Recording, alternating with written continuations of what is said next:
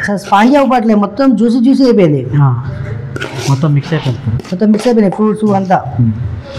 Taste smell అయితే బాగా వస్తుందండి, నాకైతే ఆకలి ఫీలింగ్ వస్తుంది.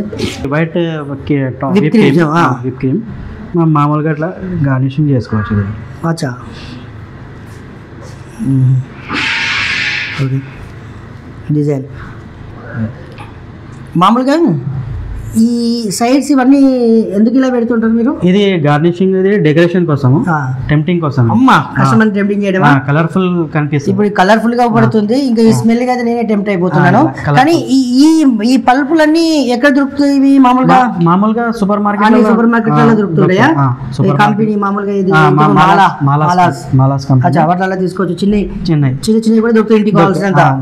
ఎంత 100 ml 1 లీటర్ 1 లీటర్ దొరుకుతుంటాయి. ఇప్పుడు నువ్వు నాజులతో వేస్తున్నావు, అందరికి కోన్తో రాదు. ఇప్పుడు వాళ్ళ డెకరేషన్ ఇలాగే రావాలని లేకుంటే ఇంకా వేరే తిరిగి చేయొచ్చా? నాజులు లేకుంటే కూడా మామూలుగా మనం పెట్టుకోవచ్చు. సింపుల్, ఇది నైఫ్ సింపుల్గా ఇట్లా పెట్టచ్చు, అప్లై చేసుకోవాలి పైన. ఇలా అప్లై చేసుకుంటే సరిపోతుంది. ఓకే. ఇది